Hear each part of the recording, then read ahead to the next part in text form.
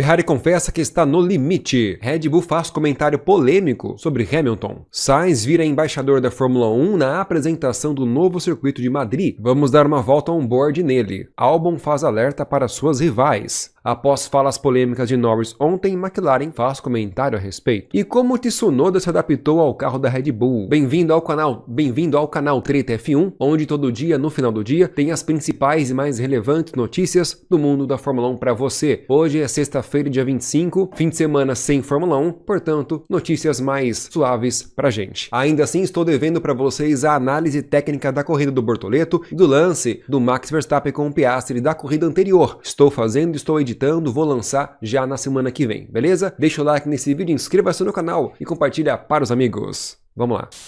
Esta semana foi bem movimentada para a Ferrari em termos midiáticos, pois Hamilton fez uma péssima apresentação e resultado e desempenho na Arábia Saudita e a fala dele repercutiu demais negativamente. Trouxe para vocês ao longo da semana. Ele está bem triste e desapontado com ele mesmo, enquanto Leclerc está indo muito bem durante as corridas. Agora, hoje foi a vez do Frederic Vasseur, chefe da Ferrari, falar um pouco sobre isso. Falando um pouco sobre o comentário do Leclerc, onde ele diz que o carro da Ferrari era muito bom no primeiro setor apenas do circuito em Jeddah. Então o chefe da Ferrari faz um comentário neste sentido, concordando com a opinião do Leclerc, mas a questão não é nem essa, é do projeto inteiro. O carro inteiro tem que ser mais consistente do que ser bom em apenas um trecho da corrida ou em um trecho da qualificação. Isso se a Ferrari quiser lutar pela vitória. Precisa ter fim de semana muito mais consistente, bom em toda a pista, não em apenas um trecho da pista. E mais uma vez ele volta a citar o exemplo da China, pessoal. Lembrando que na corrida curta da China e na qualificação curta, Hamilton fez a pole e venceu com facilidade, mas foi aquele único momento de toda a temporada até agora que o carro da Ferrari mostrou desempenho. E ele volta a falar que a Ferrari não fez uma configuração muito louca para encontrar aquele acerto específico para o carro da Ferrari, embora muitos discordem. Porém, no final da entrevista, ele confessou que a Ferrari está andando realmente no limite, está forçando tudo o que pode, e mesmo assim, está sendo difícil de encontrar o equilíbrio certo. Mas a equipe está melhorando. E pessoal, essa entrevista do chefe da Ferrari foi muito interessante, porque a Ferrari, os dois carros foram desclassificados em corridas anteriores. Vamos falar de um só, que foi do Hamilton. O Leclerc foi desclassificado porque estava muito abaixo do peso, mas não deixa de ser um erro técnico de cálculo da Ferrari, mas o Hamilton foi desclassificado porque estava com a prancha muito desgastada, ou seja, estava andando com um carro muito baixo. O que significa que a Ferrari está usando um acerto bastante agressivo e até ultrapassando os limites, para tentar ter desempenho. E quando a Ferrari não ultrapassa os limites, deixa o carro acertado naquele limiar, quase no limite, o Hamilton não tem desempenho. Nessa entrevista, ele não citou nomes de pilotos, mas ele pegou um gancho do Leclerc, pois ele é o único piloto que está entregando desempenho, quando o carro está devidamente acertado e não é desclassificado.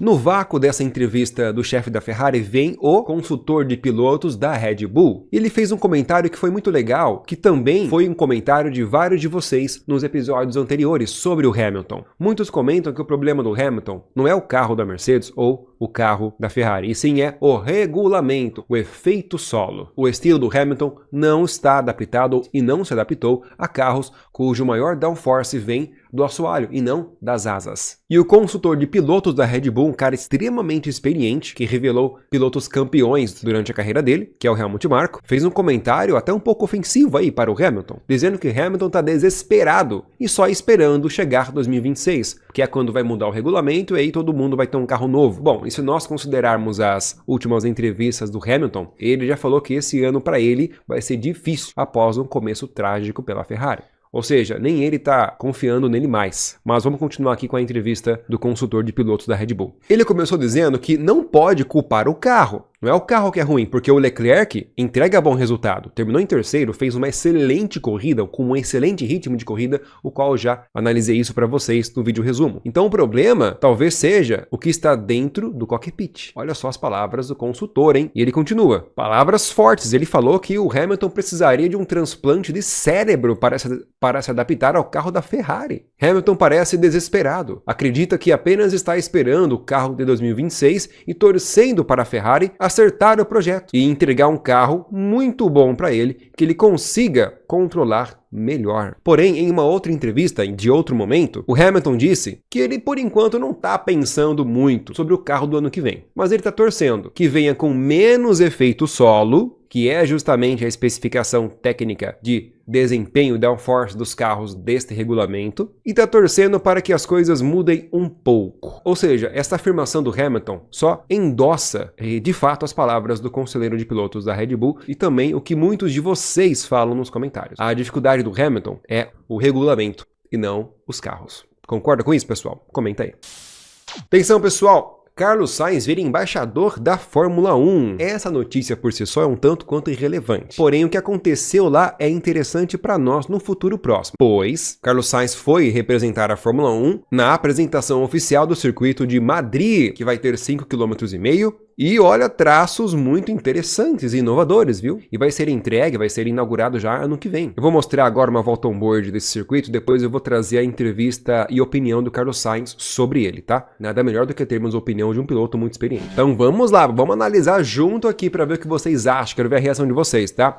Reta dos boxes, olha só, tem um pouco de inclinação aí o circuito, primeira curvinha, esquerda, direita, bem fechadinha, frenagem forte. Ok. Ao que parece, o primeiro setor é bem rápido. Olha só, mais uma retona. Bem legal. Mais um circuito fechado, ó. Tem um declive ali, tem um pouco de ondulação, na verdade. Olha só como é deitada essa curva. O piloto quase roda ali. Mas você viu que tem umas... Olha só, subidona agora aí. É um circuito interessante, viu? Interessante. Agora mais umas curvas fechadas. Se bem que essas curvinhas aí, pessoal, eles podem mudar ao longo dos anos, né? Já aconteceu muito. Essa curva aqui, olha só a inclinação dessa curva, uma super curva longa à direita com muita inclinação. Isso é interessante. Isso é o ponto que chamou, aliás, é o ponto que mais chamou a atenção desse circuito, viu? Agora já estamos aí no terceiro setor, que é bem rápido também, olha só, curvas. Frenagem forte agora, vira para a direita. Mais um túnel, todo enfeitado. Curvinha de média para a esquerda. Curvinha de média alta para a direita. Reta, curva fechada agora para a esquerda. Acho que é a última curva, acho. Ou penúltima. Acho que é assim. Agora sim vem a última curva para a direita. É isso aí. Isso. Não, agora é a última curva, ó. Aí a arquibancada, aí o pit stop ali. Beleza, então. E aí? Agora, claro, vamos ver a foto dele. E aqui está o desenho do circuito. Então nós temos ali um primeiro setor com duas grandes retas para alta velocidade, um segundo setor com curvinhas bem travadas, e sobretudo essa curvona aqui é o destaque do circuito, La Monumental o nome dela, curva 12, bem inclinada para a direita, bem interessante isso. E um terceiro setor com algumas curvas de média e alta velocidade, e uma curva 17 que é um pouco travada, e a curva 20 também, que é bem travada. Então ao todo 22 curvas. Vamos à opinião do Sainz agora, que vocês conhecem o circuito. O equilíbrio de tradição e inovação. O que estamos buscando e conseguimos é esse equilíbrio. Uma parte urbana, com os muros próximos, e outra mais aberta, com curvas de alta, como gostamos nos circuitos europeus. O trecho final, com curvas inclinadas e sequências rápidas, é o que mais gostamos. Esse circuito tem os dois lados, o aberto e o fechado. Tudo ao redor vai ajudar. Shows, ativações, toda a estrutura do evento. Acho que podemos ter o melhor circuito do mundo e o melhor evento do calendário. Bom, aí ele já começa a fazer o papel dele de embaixador da Fórmula 1, né? Fazer aquela bajulação padrão dos eventos ao qual ele trabalha. Mas o mais importante disso tudo, qual a opinião de vocês? Curtiram? Comenta aí.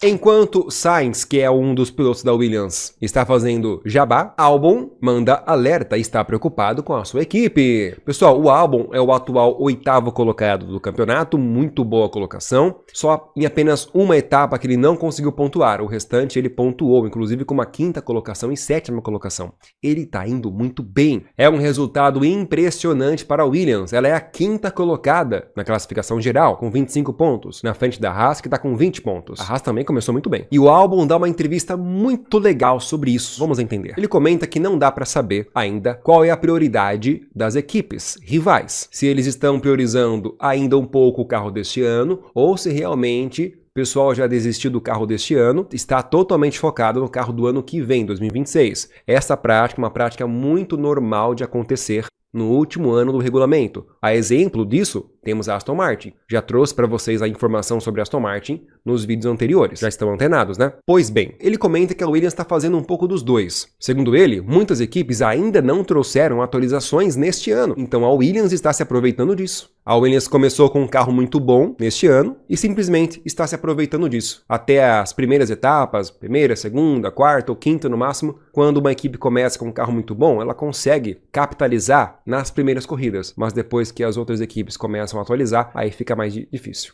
Segundo o Albon, ele é um bom piloto e muito consistente. Albon sempre foi um piloto consistente, mas neste ano, juntou ele que é consistente e o carro que é consistente, então ele consegue entregar esses resultados. Agora que temos um carro consistente, todos os fins de semana, ele consegue ter performances consistentes. Finalizou Albon. E tá aí, pessoal. Interessante, né? Amigos, olha essa declaração do chefe da McLaren. Bom, ontem o Norris disse que ele quer ser um piloto perfeito. E por causa disso ele tem cometido erros. Ontem também o chefe da McLaren disse que o carro da McLaren é muito agressivo e não aceita ultrapassar os limites do carro. Então só lembrando, ontem Norris deu uma entrevista um pouco chateado, um pouco depressivo, dizendo que ele quer ser perfeito, mas não pode e não está conseguindo. Hoje, o chefe da McLaren de novo saiu numa entrevista em defesa do seu piloto Lando Norris, dizendo que os pilotos estão sempre um passo à frente do carro para extrair o máximo de desempenho do carro. Se o piloto esperar a reação do carro, já é tarde demais. Então é o piloto que tem que dar o comando e o carro simplesmente obedecer. O carro tem que estar bom, tem que estar à altura do talento de um piloto. E ele fala mais, olha só, que os carros hoje em dia são rápidos demais. Então não dá tempo de pensar quando o carro reage de uma forma diferente ou de uma forma inesperada. Ele até usou uma entrevista do Hamilton, que o Hamilton disse isso, que um piloto rápido tem que pilotar o carro de forma natural. Ele e a máquina tem que ser um só. Então, ou o piloto consegue antecipar o carro, ou o piloto vai ser lento. E Lando Norris não aceita ser lento. Então, é a responsabilidade da McLaren garantir a Norris um carro que esteja à altura do seu talento. Finalizou o chefe da McLaren. Olha, meus amigos, eu gosto muito de ser profissional, sério e imparcial nas informações da Fórmula 1. Mas eu tenho que ser sincero para vocês. Tá martelando na minha cabeça, passada de pano. A McLaren tá passando muito pano para o Lando Norris. Desculpem essa minha sinceridade, mas quero saber da opinião de vocês. Lembrando que ao longo de todo esse ano, a McLaren vem sendo criticada por até outros chefes de equipes, dizendo que a filosofia interna da McLaren é errada. Ela ainda vai se dar muito mal por não priorizar um piloto. Quem fala isso não sou eu, são chefes de outras equipes. Considerem isso. E agora uma notícia bem legal. De fato, o Tsunoda se adaptou bem ao carro da Red Bull, não é mesmo? Conseguiu ir para o Q3, conseguiu andar bem em algumas corridas. Uma pena que ele bateu lá em Jeddah, mas ele poderia mandar bem em Jeddah, pessoal. Ó, então, quando o Tsunoda entrou na Red Bull, foi polêmico. Ele falou que não ia perguntar nada, que não adiantaria perguntar as coisas ou dicas para o Verstappen, pois o Verstappen não seria honesto e transparente com ele. Em outras palavras, o Verstappen não seria verdadeiro com o Tsunoda, dando dicas de como se adequar ou obter o melhor desempenho pilotando o carro da Red Bull. O próprio Tsunoda falou isso, tá? Em entrevistas lá atrás. Para tanto, o japonês disse que ele já vinha assistindo a telemetria do Verstappen para ver aonde e como e quais técnicas ele aplica no carro para controlá-lo. Então, o japonês estava assistindo aos vídeos das corridas do Verstappen, a telemetria do Verstappen, para entender o que ele faz, ao invés de ir até o Verstappen perguntar. E o interessante é que o japonês pilotar o carro da Red Bull, pessoal, não foi fácil, tá bom? Porque olha só o que ele fala na entrevista. Foi a primeira vez que ele pilotou um carro completamente diferente, pois até agora, na Fórmula 1, ele só pilotou o carro da Racing Bulls nos últimos 4 anos. Então é a primeira vez, de fato, que ele pilota um carro de equipe diferente, explicou Tsunoda. Ele ainda se sente um novato na equipe e está explorando muitas configurações, mas ele já sabia como Max Verstappen constrói a sensação de confiança no carro, para guiar nas pistas, etc. Pois o Tsunoda já havia feito comparações da forma que ele faz, que é uma maneira diferente. Ele continua na entrevista dele dizendo que o Max Verstappen sente mais coisas no carro do que eu. Isso aqui, meu amigo, para os ouvidos de qualquer chefe de equipe é ouro. E ele cita exemplos que o Max Verstappen sente as temperaturas dos pneus, quando a temperatura cai do Q1 para o Q3, o Max se adapta muito rápido. Ele sabe como adaptar a volta de aquecimento, sabe como aquecer os pneus em cada curva. E ele, pessoalmente, não sentiu isso ainda. Ele falou que esses detalhes contam muito, pois no regulamento atual, os pneus são muito sensíveis. E por causa disso, você perde ou ganha 1/10 em cada volta, alguns milésimos de segundo em cada curva. E detalhes como estes são construídos não só com a maior confiança no carro, mas também com um bom relacionamento com o próprio engenheiro. E esses dois pontos, o Max é muito forte. Verstappen e Lambiase, que é o engenheiro Max Verstappen. Bem interessante, né, pessoal? Entrevista bem sincera e honesta do Tsunoda, falando um pouco mais da intimidade profissional do Verstappen e da dele também como piloto novo na Red Bull. Pessoal, esse japonês me surpreendeu. Eu esperava que ele não conseguiria domar esse carro, mas ele está conseguindo. Espero que ele faça boas corridas nas próximas etapas. Não que eu torça para a Red Bull, não é isso. É porque quanto mais pilotos na frente do pelotão disputando, mais competição para nós. Concorda? Porque até o momento, nós só temos 2 pilotos da McLaren na frente. E o Russell de vez em quando desafiando eles, enquanto o Antonelli está um pouco mais atrás. Leclerc de vez em quando desafiando eles, enquanto o Hamilton está um pouco mais atrás. E Verstappen de vez em quando desafiando a McLaren, enquanto Lawson não existia e Tsunoda agora está começando a mostrar suas garrinhas. Tomara que continue assim. Muito obrigado por assistir até aqui, deixe o like no vídeo, compartilhe para os amigos e inscreva-se no canal Treta F1.